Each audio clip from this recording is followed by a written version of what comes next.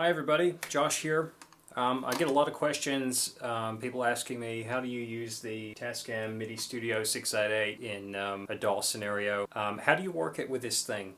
You know, they get this thing home and they're like, what if I just want to go out from my existing DAW setup into the 688? Well, tonight I'm going to attempt to walk you through the process and hopefully give you some ideas on how to roughly go about recording a track, and that's exactly what we're going to do here. We're going to record an actual track, track per track, actually stereo pair by stereo pair in this case, which will end us up with 4 tracks in total, but going in stereo, which is something we can't do with 4 tracks with a 4-track, if that makes sense. So anyway, the first thing you're going to need is a Tascam Midistudio 688, and you need a Type 2 tape, such as this one.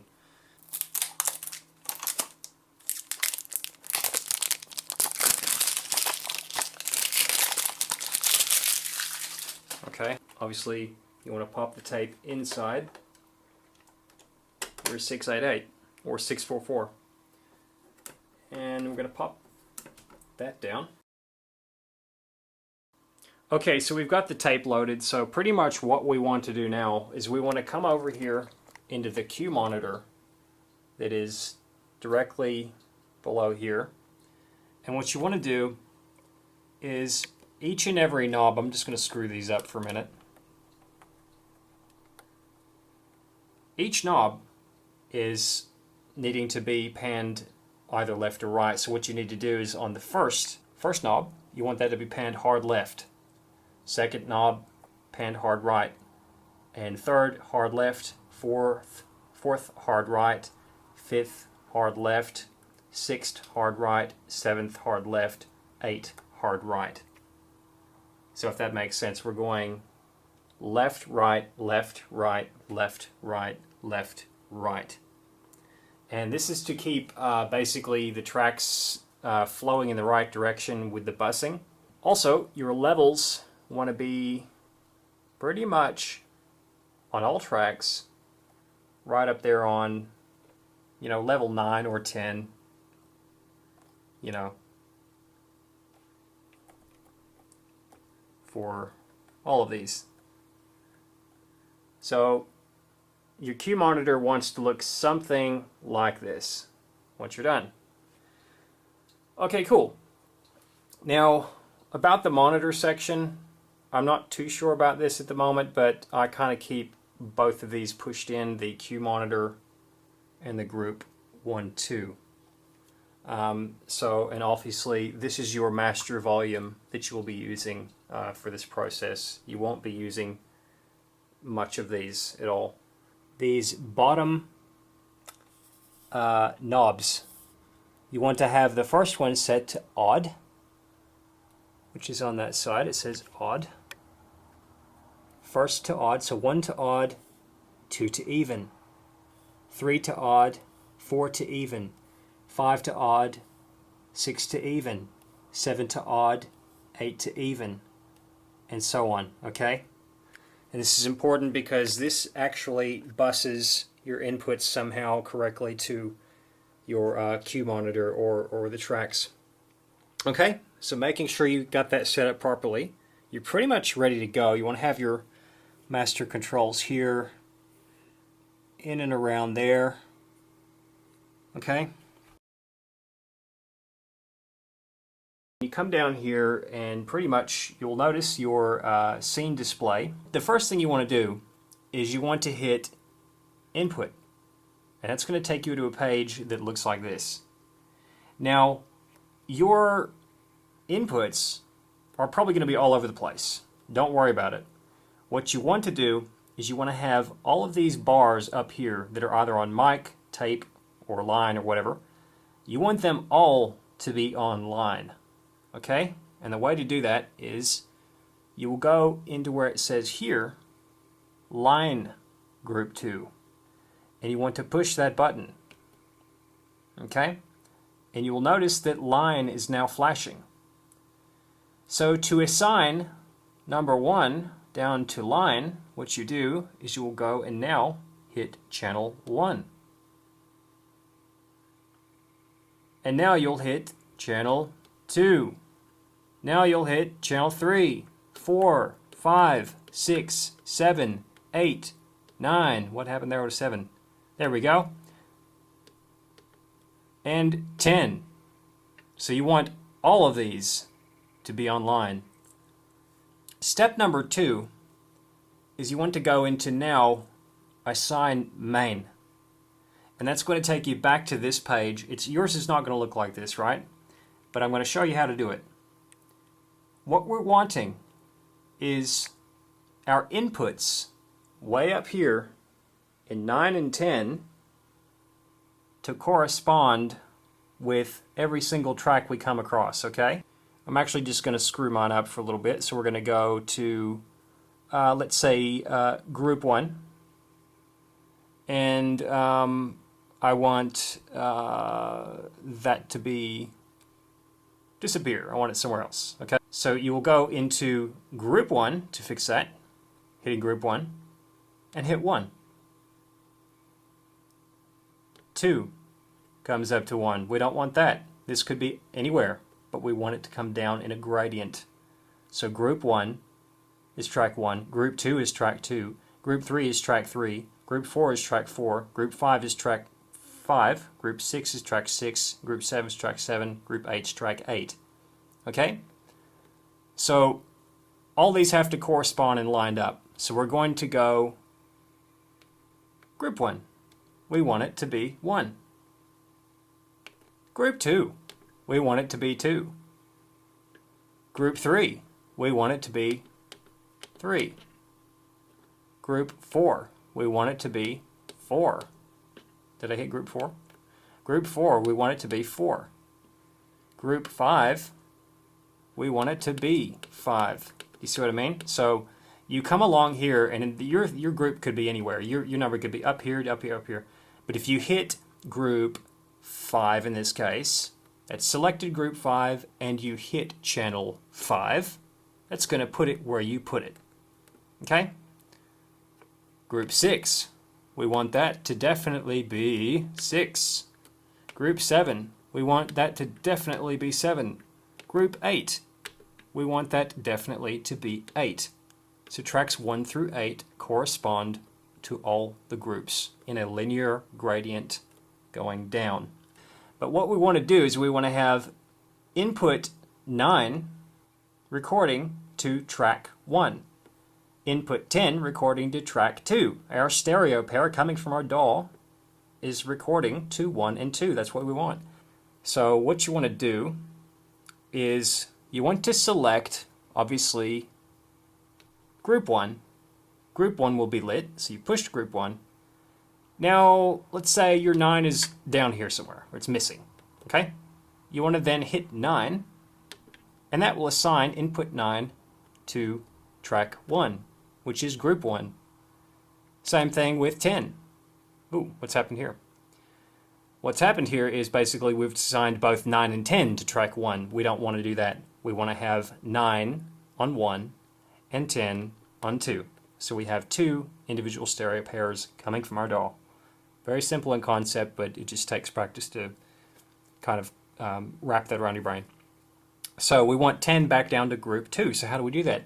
We're going to go group 2, we're going to hit group 2, and we're going to say, hey, we want 10 to come right back down to track 2. So we have now 9 and 10 on tracks 1 and 2. And that's pretty much it. Then you want to go and hit assign main again. And that kind of locks it in place. Okay, so now that your scene display is pretty much looking like this, you have 9 and 10 assigned to group 1 and 2, like I showed you. What you want to do is you want to take from the back of your audio interface, in my case, there are outputs 3 and 4, if you have a multiple output system, or you can just use the normal outputs from your audio interface, which are just a single right and left. But you want to take this pair coming from your outputs on your audio interface, imagining that line coming down, coming up, And here we go. Here's our left and right from our DAW. And you want to plug it in to, having a look here, 9 and 10. 9 and 10, but you want to go into line B, okay? Because this is your line source. Don't plug it in down here or you're not going to hear anything. Okay? So in whatever order, 10 and 9. Okay?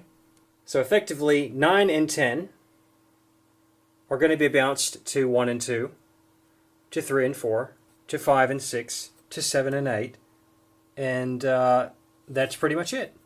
You're using these as auxiliary inputs to bounce to all these tracks pretty much in a sense. So we're going to go ahead and pull our meter bridge back up. Now what you want to do as a last step in this to getting set up is you want to come down here to your record function. Okay, and then you want to hit 1. 1's going to flash, and 2. 2's going to flash. At this stage, you are completely ready to record on your Tascam 688 through your DAW or whatever mixing source, or maybe even in just a keyboard plugged into the back of the 688 into line inputs 9 and 10. So at this point, what you want to do is you want to set your levels. So obviously coming over here to Cubase, I have all of my tracks that I want to use for this song set up within Cubase already. So I've got my Prophet Rev 2, Addictive Drums, my guitar and vocals. And all of these tracks are going into some really lovely plugins that I use all the time. And it's also going through my EQ, so I'm not really using the 688 EQ at all. And so as you can see here, I'm using, you know, Maserati GRP stereo for my master output, and it's a great plugin. I use it pretty much all the time, and it just gives you a great overall balance with things, I think, and it just gives you a bit more power to a final mix. And also I've got my saturation knob. This is actually a free plugin from, I believe it's Softtube that makes this. So anyway, that's really cool. I'm actually going to crank that up. I've got this guitar down here, and it's just going through reverb, pure tone. I'm not messing with it. Actually, I tell you what. Let's add. Let's just add an EQ here, and let's go to maybe the Shep 73 mono, and that's going to add that. And we're just going to come up here and say maybe we just want. Maybe try aggressive acoustic guitar, see what the hell that does. Alright, and so we're gonna clip out of here, and our vocals, which are sounding really good at the moment, we're gonna plug it in there. And also at this point, I'm actually just gonna hit record, so you can hear the audio coming from all this stuff, and I'll mix it in there. So I'm gonna do a I'm going to hit record, and I'm going to click my fingers twice, so I've got a sync point. Sync point, da, da, da. Okay, cool. So now you should be able to hear what's coming directly out of the DAW and into the Tascam 688, into inputs, actually to tracks 1 and 2 from inputs 9 and 10. Okay, so that's my vocals there up on the meter bridge. And you'll actually notice that they're peaking up there, but don't worry about that on tape. You actually want to be running in the red because there's some kind of differential that happens with the levels there, and it doesn't really work the way you think it would. So if you are running hot on your levels, don't worry. It's within Cubase that you need to worry about your levels. And right now, I'm actually not peaking at all, and I'm speaking pretty loud, so it's pretty good. All right, so there we go. We're not recording yet, but we're just testing levels. Okay, so we're going to come over to our drums,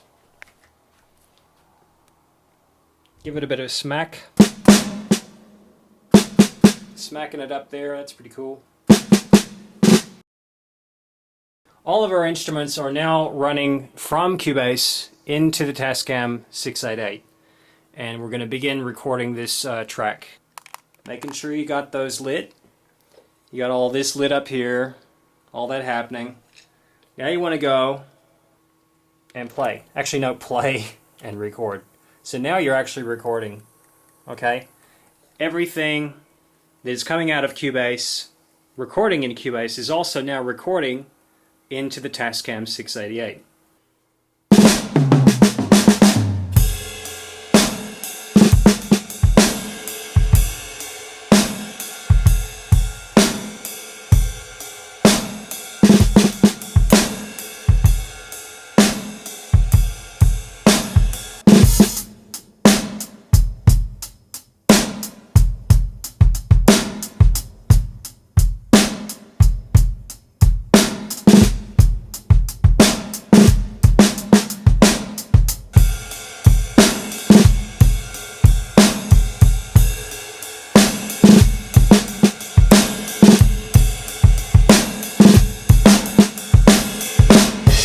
So pretty much that was a pretty crappy average little drum groove. Going to hit the stop button at this point. And we're going to hit return 0, which is RTZ on the panel here. RTZ. That takes us back to the beginning. You know how we set 9 and 10 to 1 and 2? Well, we've just got finished recording 9 and 10 to 1 and 2. So we're not coming up here to take these out because we want to just assign them now to inputs 3 and 4. So how do we do that? So now you want to go untick these guys. Okay, so we got finished recording tracks 1 and 2 from inputs 9 and 10. Great. Now we've rewound, and now we want to go and record 9 and 10 to 3 and 4. So tracks 3 and 4 need to be lit. So we need to come down here to group 3, hit group 3. Wait, hit it again. Group 3 will be blinking. So it's asking you, what do you want to assign to me? Which input do you want to assign to me? So obviously, natural choice is 9 and 10. So you're going to go and hit 9, and that whacks it down to group 3. Now you want to come up here and you want to hit group 4. Group 4 is lit, and only group 4 is lit. This is very important. You don't want both lit. Group 4 is lit now. So group 4 is asking you, what do you want to assign to me? And in this case, we want input 10. So we hit 0 on our channel thingy.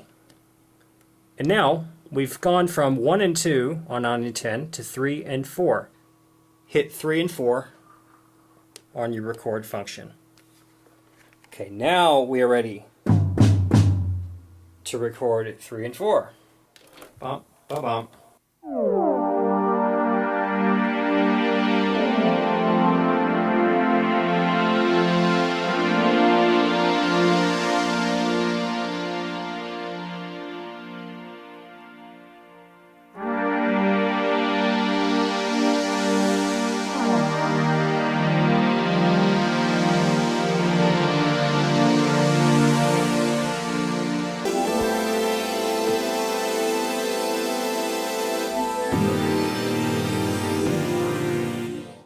To tracks 3 and 4. Alright, and also my vocals are still going into 3 and 4 from the DAW. Now I'm being, God, that light's just really too bright.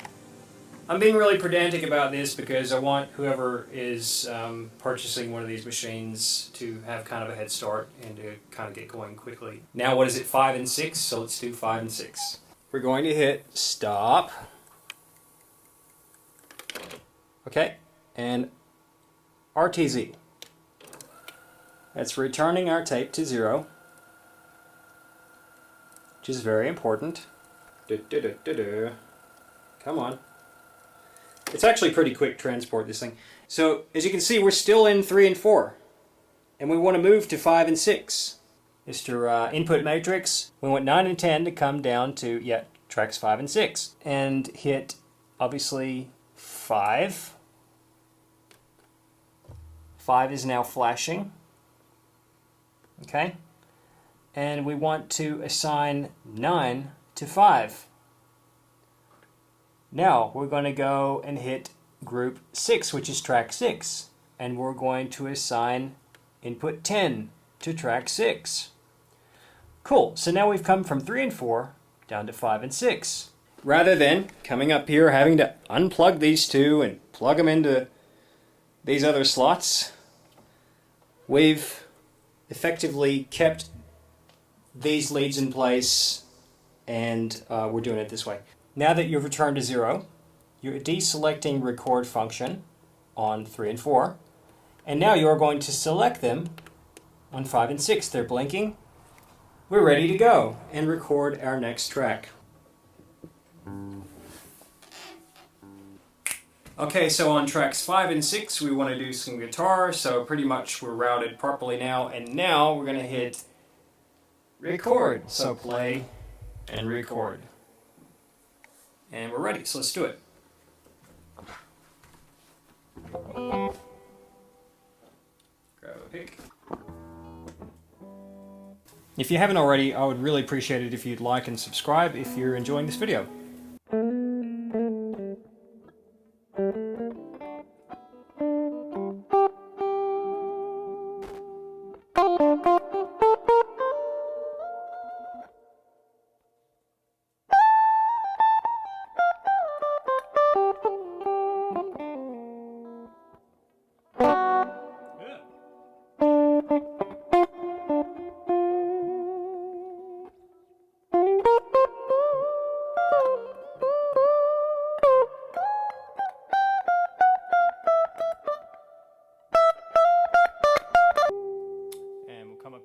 This thing.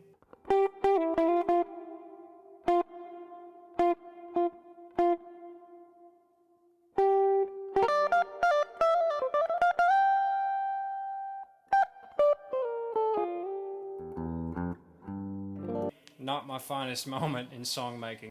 Okay, so we're going to do the final track. And as promised, we're going to follow through with the input matrix.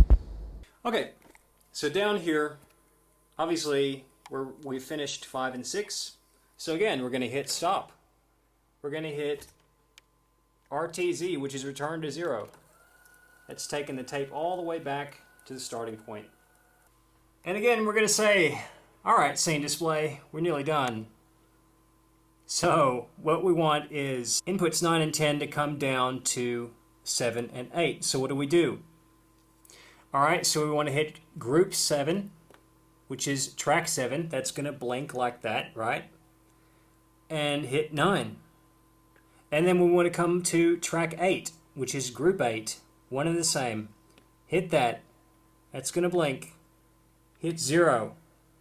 Now, we have effectively put 9 and 10 on 7 and 8. Very cool. See down here on record function? What do you got to do? You know what you got to do. You got to untick 5 and 6 and go to 7 and 8 because you're arming tracks 7 and 8 up here. Very cool. All right, we've done it. All right, so here we go. Gonna hit record. I'm doing that now. I'm gonna show you. Play and record on tracks 7 and 8. Here we go. Are we ready? We're all ready. Okay, I'm ready. Am I ready? God, I hope I'm ready. I really like the Tascam. It's not a scam, it's actually a really good machine. If you see one listed anywhere, definitely get one because they're very cool. Also, the MT8X is really awesome. The Tascam 644 is really cool. Actually, the 488. What am I talking about? There's no 644. Is there a 644? Yeah. I'm trying to sing, but I think the song's nearly over. Thank God, because this really sucks. And we're going to look at tracks 7 and 8, and they're doing really great. That rhymed, at least. I'm just going to have a drink. It's really hot in the studio. This meter bridge, that's really cool. So awesome. We did the final track, didn't we? I really hope that you've kind of learned something here about the Tascam 688. It's a great machine and easier way to just, you know, sit there and punch buttons as opposed to pulling out cables and all that kind of crap if you don't have 8 individual inputs set up in Cubase. So thank you very much for watching, and if you have enjoyed this video, please like, subscribe, and share, and click the bell icon so you can get updates. I really do appreciate you watching my channel. Thank you very much. Stay tuned for more 688 adventures, and take care.